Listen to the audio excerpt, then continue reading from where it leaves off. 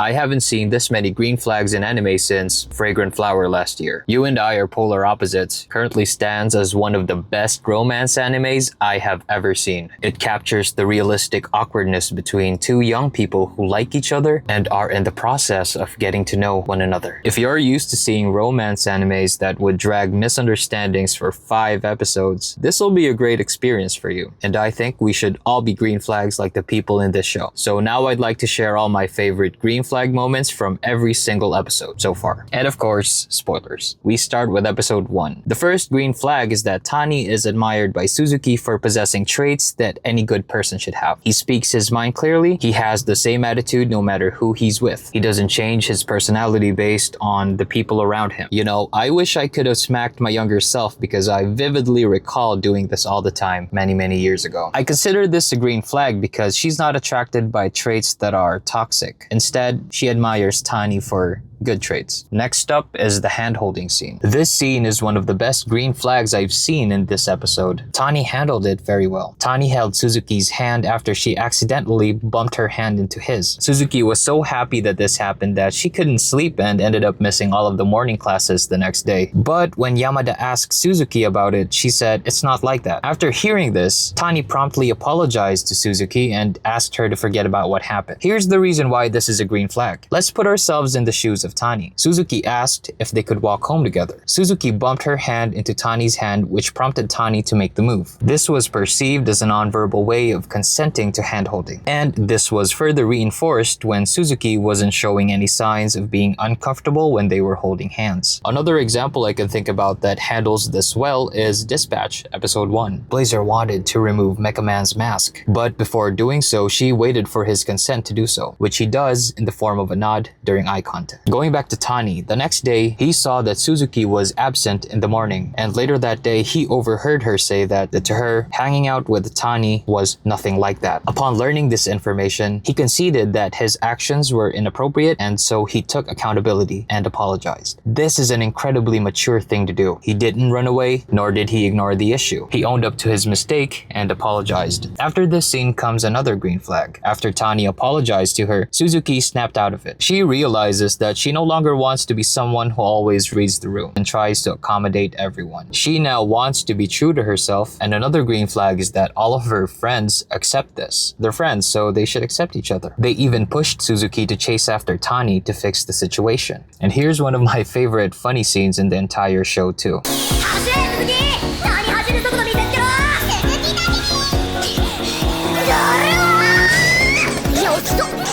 And then we get this super adorable confession scene, and then they became a couple in the first episode. I'm not gonna lie, I was looking like this while watching this episode. Next green flag, Suzuki also apologizes to Tani. I feel like a toxic way to go about this is to apologize and then immediately defend yourself. Like, it wasn't my intention to make you feel that way, but something I've learned to know is that your intentions don't matter. What matters is your actions. If your actions hurt somebody, you apologize. You don't make excuses for yourself. Your intentions are left for the other person to figure out. So the way Suzuki confessed and even apologized was so freaking perfect. Heck, she even reassured Tani by telling him how happy she was when he held her hand. And then Tani finishes it off with an amazing moment as well. Suzuki cried tears of joy and he reached out to his handkerchief to wipe her tears. But as he was about to do it, he stops himself because he remembered Suzuki mentioning that she's wearing mascara. This put a huge smile on my face, man, because that's another green flag for being an active listener. Suzuki wasn't just talking into the void. She's talking to someone who's genuinely listening to her. Let's head on over to episode 2. Now that Suzuki and Tani are dating, Suzuki's friends felt comfortable to befriend Tani too. I see this as a green flag because they aren't acting like assholes towards Tani. I've heard about instances where the friends are like gonna keep criticizing the significant others of their friends. But in this case, they were all just glad to have another friend. And here Yamada even reassures that Tani's ridiculous concern of tarnishing Suzuki's reputation isn't real. Another green flag. Knowing that Suzuki and Tani had just become a couple, Sato asked Tani if it's okay to hang around Suzuki like usual. Obviously, I don't think anyone should change how they act after getting into a relationship, but it's pretty thoughtful for Sato to ask Tani anyway. Then, after Suzuki joked and said that Tani's response made her feel alone, he immediately asked her if she preferred a different response. I love Sato and Watanabe's reaction here too. After spending some time communicating and planning their weekend, Tani confesses to Suzuki for real this time. And if you hadn't noticed, this style of confession is exactly the kind of confession that Suzuki was talking about earlier that day.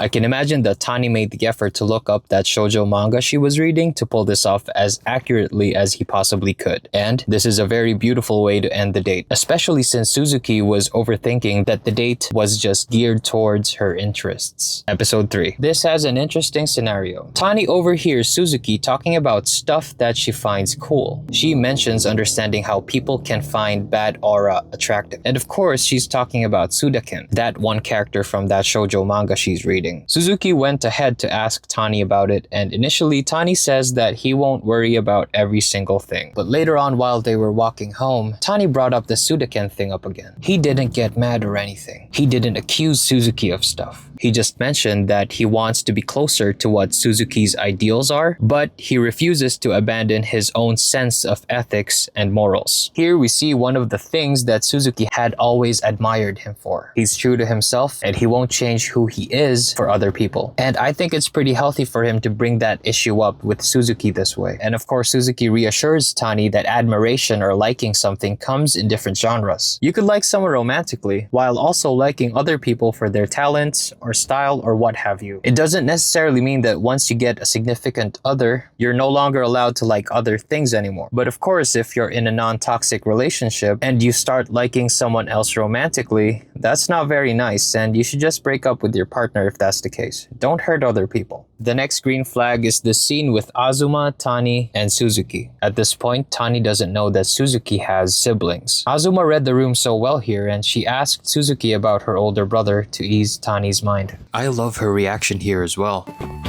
安心した?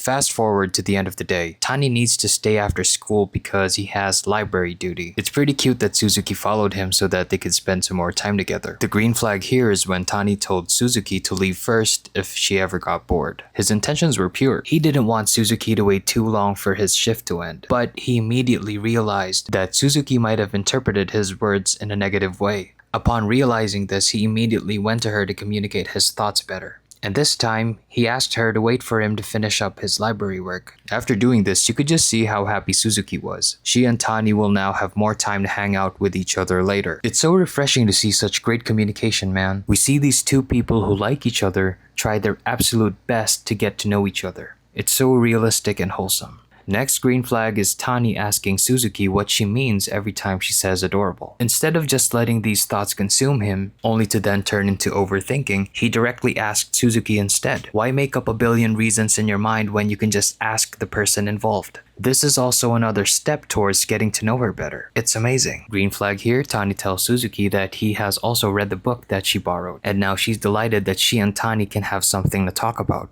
Both of them are making small efforts to get to know each other. It's so heartwarming, and I love the thing that Suzuki said here. She said that not everything has to match perfectly. It's enough to just know enough about each other to the point that she can see something and say, that's probably something that Tani will like. I'm so surprised that such mature and pure depictions of romance still exist in anime in 2026. Then Tani just drops his ult on Suzuki here. She absolutely melted. I was laughing and kicking my feet in the air the entire time. Last green flag for this episode is from Taira. It's always very interesting to hear Taira's thoughts about his place in school and about how Tani and Suzuki's relationship is something that surprises him. It brought us a fresh outsider perspective towards it all, and he chalked it all up to his mindset being the problem. Good stuff. But most importantly, he told Tani about his talk with Suzuki earlier. No one else knew about that conversation, but Taira felt it appropriate to let Tani know that he asked that. This is really good, and no doubt I'm sure that Tani felt that it's easier to be friends with him now, knowing that Taira just remained honest with Tani, even though no one was pressuring him to do it. Now we're halfway through the first half of the season. I just want to say thank you again,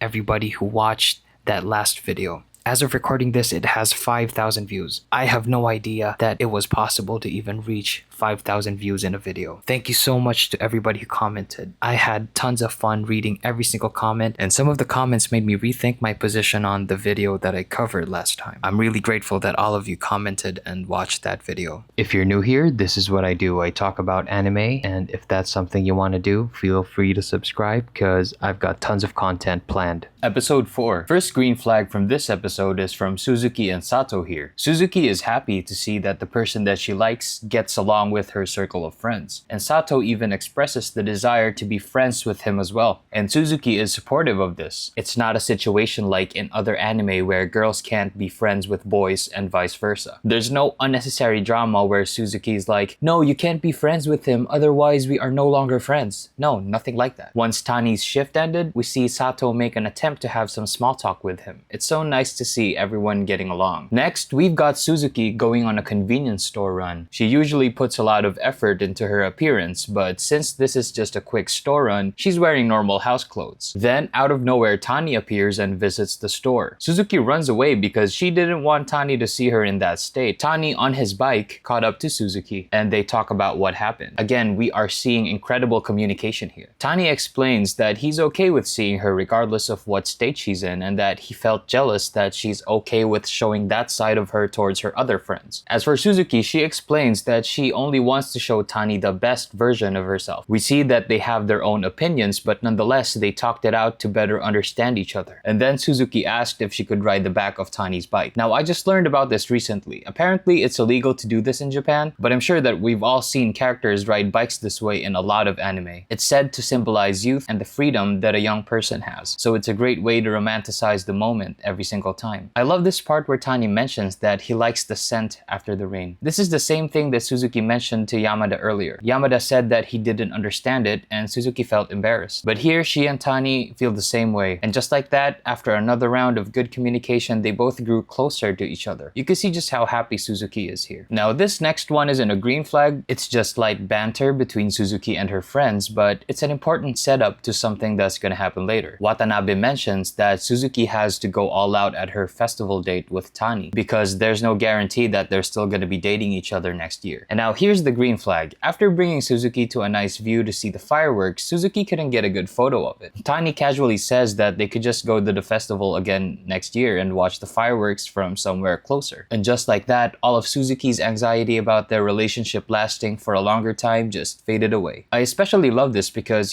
these days we don't get to see relationships get depicted in a way where both people involved want to be with each other for the long term. It's such a joy to see these things in anime right now. Episode 5. Now in this episode, we get introduced to Nishi, and bro, believe me, I am a huge supporter of the Nishi and Yamada ship. My heart just melted this episode because of all of the cute moments between these two, and of course Suzuki and Tani's moments as well. The green flag here is Yamada's approach to befriend Nishi. He realizes that he has a crush on her, and he even lets his friends know. He would talk to Honda since they already know each other, and he would try to include Nishi in the conversation. He was never being pushy, and his actions were motivated by him just wanting to get to know Nishi better. Honda's reactions to Yamada's attempts at befriending Nishi is absolutely hilarious though. I laughed so hard the first time I saw this. And also we have Yamada asking for Nishi's contact details. I was so ridiculously happy when he did this. He was direct and straight to the point with it. I love this so much. You really rarely see this in romance anime. Honestly, during this point, I felt like I liked this ship more than the main one with Suzuki and Tani. My heart flutters every single time Yamada interacts with Nishi, especially when he makes her laugh. Another green flag. Suzuki calls Tani to ask if it's okay to talk. It's really thoughtful of her to even ask that. She could have just called, and the moment Tani answered, she could have just gone on with what she wanted to say. Sometimes small gestures like this go unappreciated, so that's why I decided to bring it up. Lastly is how Tani reacted when his grandma saw him with Suzuki. He mentioned that he didn't want his family to know about his love life, but he also didn't choose to lie about it to his grandma. Same with Suzuki. She doesn't want her family to know, but she didn't lie to her mom when she asked her where she got the vegetables from. Episode 6. Okay, this episode could potentially divide the opinions of the audience. It deals with a delicate topic. Oh boy, here we find out that apparently Suzuki has an ex. This was a huge curveball, and as I was watching this, I was very curious to see how Tani would react to that. But first, we get a green flag from Tani here. Taira asked him if sometimes he has doubts on how dating works, or if he has the appropriate experience or not. Instead of pretending to be someone who has everything figured out, he said, yeah,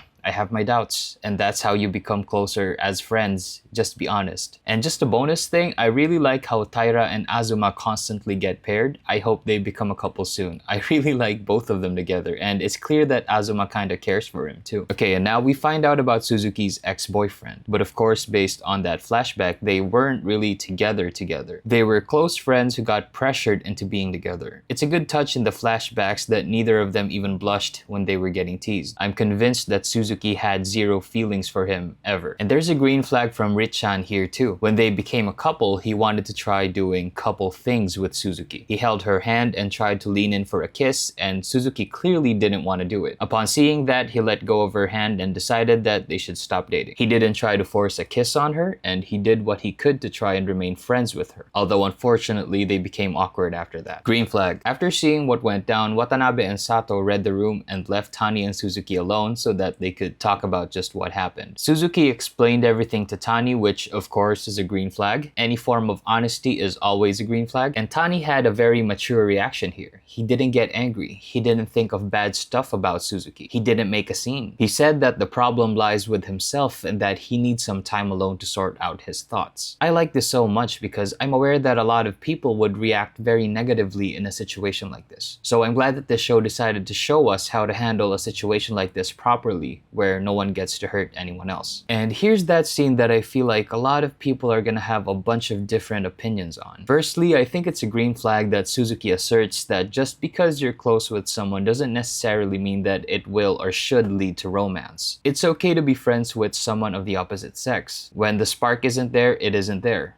But onto the more controversial line here though. I genuinely want to know what you think about this. Azuma mentions that being each other's first significant other is so pure, and that since she's dated people before, her past is now sullied. I find it crazy that they're using such serious words here. 過去に何もない方がピュアみたいなの変だよね。どうした？なんかスイッチ入った。たとえ私が過去に100人抱いた女だとしても、どい？今これから目の前の人と真摯に向き合おうって思ったなら、それはもうピュアじゃんね。